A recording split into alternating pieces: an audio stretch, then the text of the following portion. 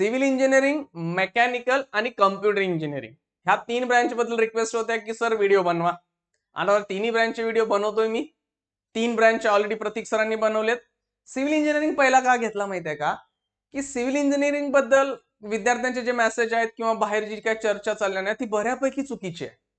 का, की प्रत्येक जणांना असं वाटतं की कम्प्युटर इंजिनिअरिंग बेस्ट आहे. ठीक आहे, त्यांचं त्यांचं मत त्या व्हिडिओमध्ये बघूया ते, किंवा इलेक्ट्रॉनिक्स किंवा मेकॅनिकल तरी घेऊया. सिव्हिल बद्दल बऱ्यापैकी निगेटिव्ह इन्फॉर्मेशन आहे. ठीक आहे, हे माझ्या काळात पण होतं, मी जेव्हा इंजिनिअरिंग केलं. पण पुढे गेल्यानंतर आज मला जर विचारलं, माझं वैयक्तिक मत सांगतोय, तर माझ्यासाठी सिव्हिल ब्रँच बेस्ट आहे. मी सिव्हिल वरती काय आहे माहिती आहे का, एक आयुष्यात राहिलेली गोष्ट जी मी करायला पाहिजे होती ती आदनं मधनं मला वाटतं की बाबा मी सिव्हिल का केलं नाही. आता मी फायदे तोटे सांगतोय, काय करायचं आणि तुम्ही निर्णय तुमचा तुम्ही पुढे घ्यावा. ठीक आहे, की असं नाही की मी सांगायला लागलोय म्हणून मी सगळ्या गोष्टी इथं डिक्लेअर करतोय. ओके, कारण माझी एक इच्छा होती की पुढे माझं इंजिनिअरिंग वगैरे झाल्यानंतर नंतर वाटायला लागलं की बाबा मी सिव्हिल करायला पाहिजे होतं, ते राहिलं. हा, पण माझं प्रेम होतं मेकॅनिकलवर ना, कारण मी स्कूलच्या 8वी पासूनच मी टेक्निकल लावतो मेकॅनिकल. तिथून पुढंच, आणि मला कारण मेकॅनिकल मशीन्स बद्दल थोडंसं आवड होती, किंवा मशीन घ्यायचं खोलायचं जोडले नाहीत ती वेगळी गोष्ट आहे. मिक्सर घ्यायचो, रेडिओ घेऊन बसायचो. लहानपणी तर क्युरियोसिटी काय असायची, ह्या रेडिओ म्हणजे छोट्याशा बॉक्स मधनं बाई कशी काय बसल्या आत तेवढ्याशा याच्यात आणि बोलायला लागल्या. त्यावेळी काय छोटे होतो ना, मग थोडंसं मला थोडंसं मशीन बद्दल आवडायचं म्हणून मी मेकॅनिकल केलेलं. पण पुढे जाऊन मला सिव्हिल आवडायला लागलं आणि आज पण ते मला एक खंत वाटते की बाबा मी करायला पाहिजे होतं. का करायला पाहिजे होतं याचं कारण मी पुढे सांगतो. ठीक आहे, ओके. फिक्स जे मार्केटला सध्या चाललंय त्याच्यावरून सगळा डेटा कलेक्ट केलाय आणि त्याबद्दल आपण इथं डिस्कशन करूया आणि मग तुमचं तुम्ही निर्णय घ्या. पहिली गोष्ट की बिझनेस अपॉर्च्युनिटीज खूप आहेत. सिव्हिल काय छोटी ब्रँच आहे का हो? नाही आहे. म्हणजे हे म्हातारा आहे, जग संपणार त्यावेळी ब्रँच संपेली. कारण म्हातार खवाट आहे, काय करायचंय ते करा, ब्रँच काय थांबत नाही, ह्याचा स्कोप काही कमी येत नाहीये. का, बिझनेस अपॉर्च्युनिटीज म्हणजे काय, तुम्ही सिव्हिल केला असं कुठं थोडीच म्हणलंय का हो तुम्ही नोकरीच करावी. स्वतःचा बिझनेस म्हणजे तुम्ही कॉन्ट्रॅक्टर व्हाल, इंजिनियर व्हाल, त्याच्यामध्ये तुम्ही म्हणा सर खूप आहेत. खूप आहेत ना, मुद्दा मांडतो ना. छोट्यात छोटं घर म्हणलं आज 20 लाखांच्या आसपास आहे, 20 ते 25 लाख. त्यातले 10-20% कमिशन म्हणजे बाबा राहणारं प्रॉफिट. म्हणजे काय, 2.5 ते 5 लाख रुपये मिळतील तुम्हाला.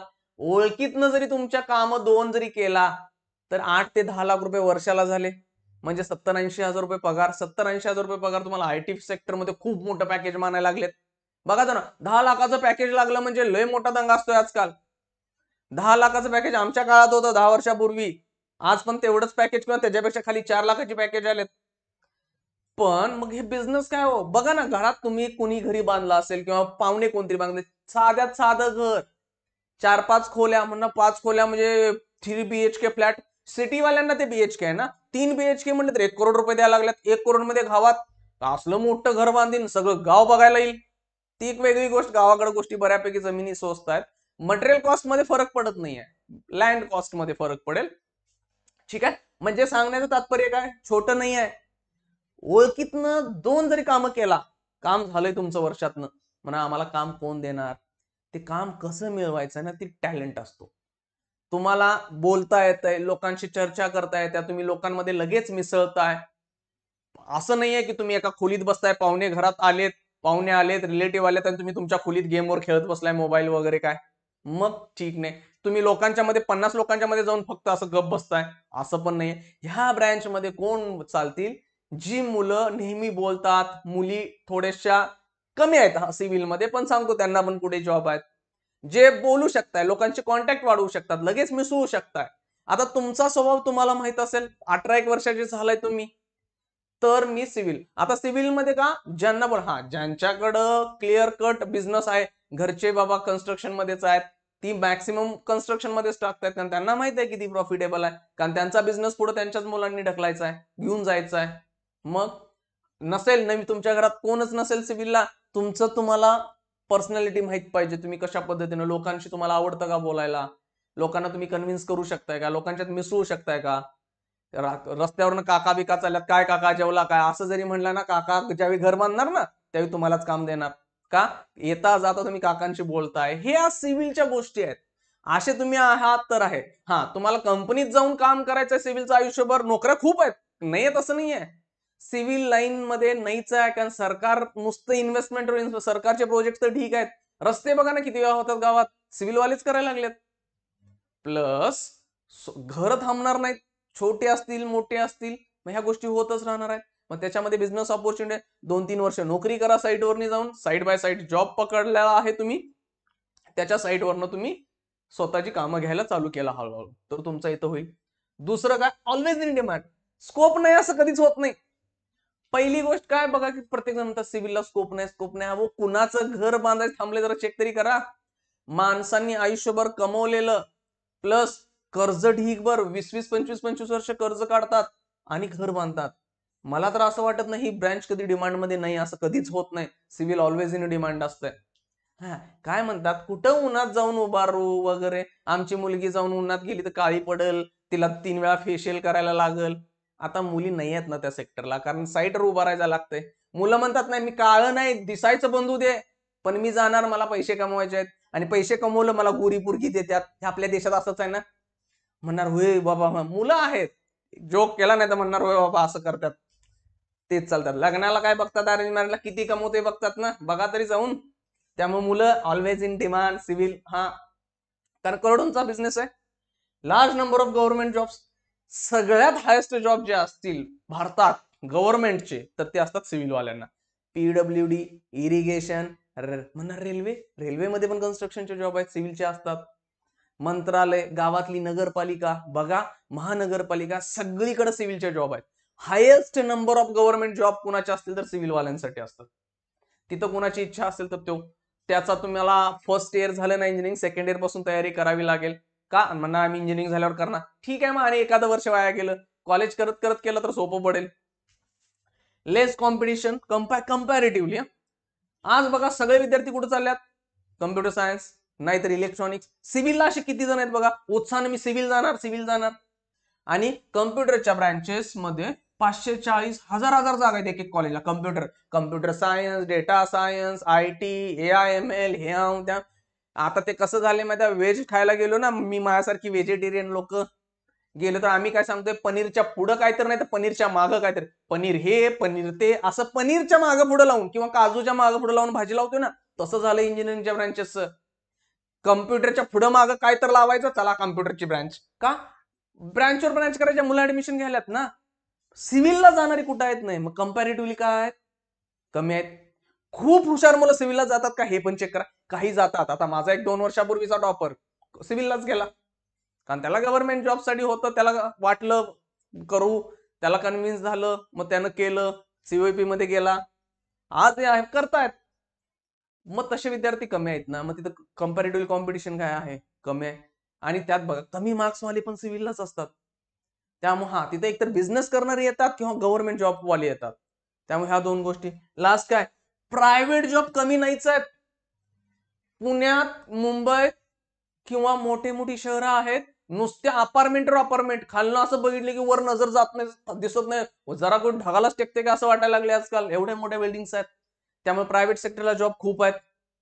म्हणणार पगार देतात का 5-6 लाख, नाही ना, 5-6 लाख पगार नाही आहे, पण 40, 50, 60 हजार ठीकठाक एक 2-3 वर्ष एक्सपिरियन्स वालेला आहेत, म्हणजे 5-6 लाखांचं पॅकेज तर होत आहे.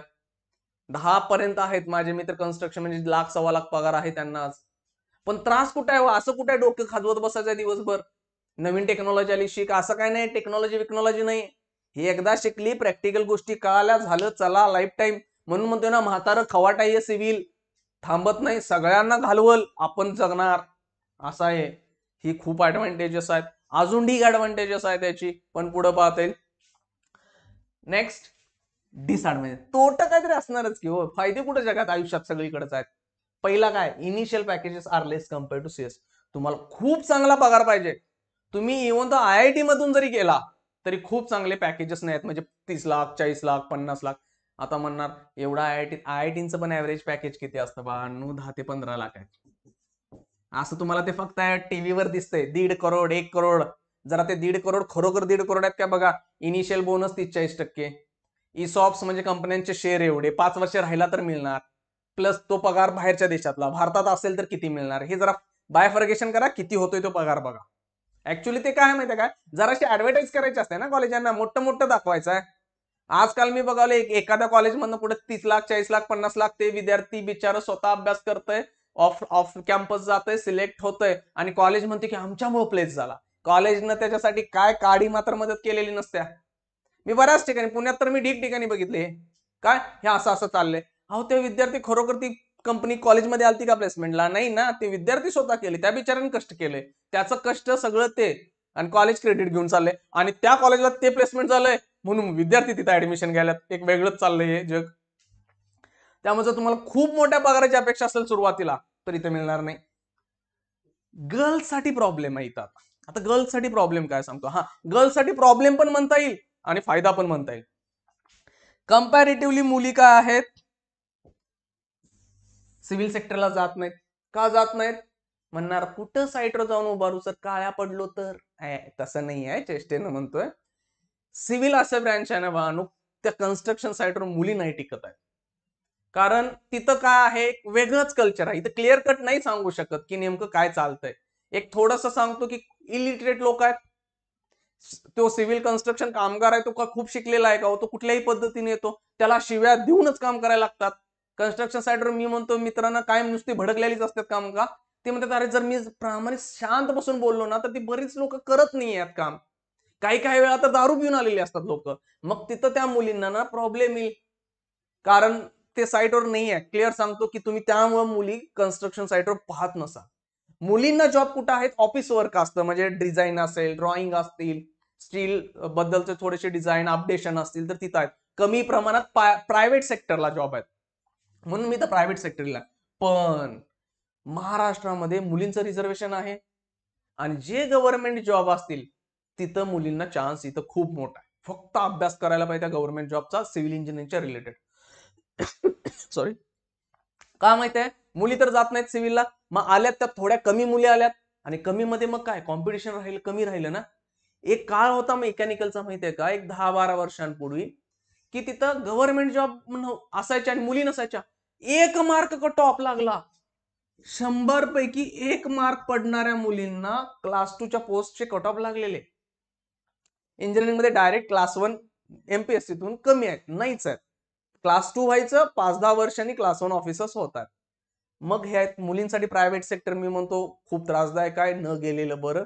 गव्हर्नमेंट साठी जायचं आहे मुलींनी, चला, तिथं कॉम्पिटिशन कमी आहे. हा, फक्त तेवढा तुम्ही अभ्यास करा. ज्या आहेत त्या मुली कमी आहेत, त्यातनं तुम्हाला अभ्यास करायची इच्छा असेल, कॉम्पिटेटिव्ह एक्झाम देऊन सरकारी नोकरी करायची असेल, करू शकता. ठीक आहे. नेक्स्ट महत्वाचं काय माहिती आहे का, बिझनेस आला. मी बिझनेस जे म्हटलं ना, तिथं सक्सेस तुमचा डिपेंड करतोय पर्सनॅलिटीवर. तुमची पर्सनॅलिटी कशी आहे बाळांनो. तुम्ही स्वतःला ओळखायला पाहिजे. तुम्ही लोकांशी मिळून मिसळून वागत नाहीये, तुम्ही खूपच एकटे एकटे राहायची सवय आहे, तुम्हाला स्वतःच काम करायची सवय आहे आणि तुम्हाला नाही आहे बाबा त्या गोष्टी जमणार आहेत, तर तुम्ही ह्या ब्रँचमध्ये टिकू नाही शकत, बिझनेसमध्ये नाही टिकणार आहे. आणि मग राहिलं साईटवर खूप विचित्र पद्धतीनं काम करून घ्यावं लागतं. असं इझी होत नाहीये ते, की हे करा काम आणि पूर्ण करून द्या, तसं होत नाहीये. खूप मोठ्या कंपन्या असतील तर तिथे ठीक आहे, तिथं सगळं सिस्टमॅटिक लागतंय. पण बिझनेसमध्ये तुम्ही स्वतः बिझनेस वगैरे चालू करायला लागला तर त्या पर्सनॅलिटीनुसार तुम्ही काम आहे. मग तुमचा इथल्या बिझनेसची पर्सनॅलिटी डिपेंड करेल की तुम्ही टिकणार की नाही टिकणार. त्यामुळे तुम्ही थोडंसं स्वतःला चेक करा. तुम्हाला माहित आहे तुम्ही ओळखताय स्वतःला खूप, कारण स्वतः आपल्याबद्दल ना खूप सगळं माहित असतंय. आपण फसवू शकत नाही आपल्यालाच. त्यामुळे तुम्ही ठरवायचं आहे की तुम्ही कसं आहे आणि मग ह्या ब्रँचकडे चला. फायदे सांगितले, तोटे सांगितले. पुढे काय आहे बाळांनो, की सब्जेक्ट काय काय शिकू शकता. इंजिनिअरिंग ड्रॉइंग, फक्त ड्रॉइंग असेल, डिझाईन असेल. आता जमाना गेला आपला की हे बाबा बांधा घर, हे घे जा 4 खोल्या बांध. आता काय बाबा, पहिला 3D येणार, पर्स्पेक्टिव्ह येणार, कलर कसा बिल्डिंगला दिल्यानंतर कसं दिसणार, ऑलरेडी सगळं तयार होतंय. त्या गोष्टींमध्ये तुम्ही काम करू शकता. स्ट्रक्चरल इंजिनिअरिंग तर हे खतरनाक सब्जेक्ट आहे, काय ह्याच्या जीवावर तर सगळं चाललंय. आता ही एक ब्रँच चांगली चालली, कन्स्ट्रक्शन मॅनेजमेंट. कारण जशा जशा साईट डेव्हलपमेंट आणि गोष्टी व्हायला लागल्यात, मॅनेजमेंटचं खूप चांगलं काम आहे तिथं. मोठमोठ्या सिटीमध्ये आज प्रत्येक जवळपास मी पाहतोय की तिथे मॅनेजमेंटला आहेत, कन्स्ट्रक्शन मॅनेजमेंटची लोक घेतली चाललेत. एन्व्हायरमेंट, कारण जसा आपला देश पुढं पुढं चाललाय, एन्व्हायरमेंटचे कन्सर्न्स यायला लागलेत. गव्हर्नमेंट पण एन्व्हायरमेंट बद्दल स्ट्रिक्ट होत आहे. मग एन्व्हायरमेंट इंजिनिअरिंग एक सेपरेट ब्रँच असायची, आज ती ब्रँच बऱ्यापैकी सिव्हिल वाल्यांचीच ब्रँच आहे. मग त्यामुळे प्लेन एन्व्हायरमेंटला जाऊ नका. सिव्हिल एन्व्हायरमेंट करायचे असतील तर करा. नुसतं एन्व्हायरमेंट मध्ये थोडासा प्रॉब्लेम क्रिएट होईल पुढे जाऊन जॉबसाठी. सो एन्व्हायरमेंटचे इश्यूज जे वगैरे आहेत गव्हर्नमेंट चेक करायला लागले, विचार करायला फ्युचरमध्ये ह्याच्यामध्ये पण चांगल्या गोष्टी होतील. हे सब्जेक्ट खूप सब्जेक्ट आहेत पण एक बेसिक मेन सब्जेक्ट उचलले आपण. देन पुढं कंपन्या, छोट्या कंपन्या नसतात म्हणजे काय का खोलीत 10-15 मिळून कंपनी नाही आहे. L&T, टाटा, रिलायन्स, इन्फ्रा, ज्या काय कंपन्या मोठ्या आहेत त्या आहेत. म्हणणार पॅकेजेस 3 ते 12 लाखांचं पॅकेज आहे. आता 3 लाख काय म्हणणार, मी एक छोट्यात छोटी कंपनी छोट्यात छोट्या कॉलेजचं सांगायला लागलोय. 10-12 लाख मोठ्या कॉलेजांचे ऍव्हरेज पॅकेजेस चाललेत. इनिशियल पॅकेज मगाशी सांगितल्या पद्धतीनं कमी आहेत बाळांनो, पण ज्यावेळी तुम्ही पुढं पुढं जाशीला तर तुमचे पॅकेजेस पण वाढतील. बिझनेस मध्ये गेला तर पाऊसच पडतोय पैशांचा, कारण ते करोडोंमध्येच जाईल सगळं. ठीक आहे, ह्या गोष्टी होत्या. तुम्हाला काय वाटतं ते बघा, विचार करा. घ्यायची ब्रँच असेल तर घेऊ शकता, कारण का मला पण नंतर आयुष्यात वाटलं की घ्यायला पाहिजे होतं, कारण माझं कॅरेक्टर असं आहे की मी सहसा लोकांशी मिसळतो, बोलतो. मग वाटलं की बाबा हे होतं करण्यासारखं, खूप चांगलं होतं इथं. ठीक आहे, पण आता आलोय शिक्षण क्षेत्रात, मेकॅनिकल कम्प्लीट करून मास्टर वगैरे सगळं करून थांबवलं. वाईट नाही झालं, पण मला वाटतं की जगातली बेस्ट ब्रँच माझ्यासाठी तर विचार केलं पर्सनॅलिटी ओरिएंटेड माझ्या किंवा बिझनेस ओरिएंटेड तर मी सिव्हिलच मानतोय. ठीक आहे, तुम्हाला जे वाटेल तुम्ही ह्यातनं चांगलं घ्यायचंय चांगलं घ्या. तुम्हाला वाटतंय की तुमची पर्सनॅलिटी नाही आहे, बिझनेस करू शकत नाही किंवा तुम्हाला नाहीच करायचे सिव्हिल ब्रँच, तरी पण ठीक आहे. तुम्हाला जे वाटेल तो निर्णय तुम्ही घ्या. ओके, चला, थँक्यू.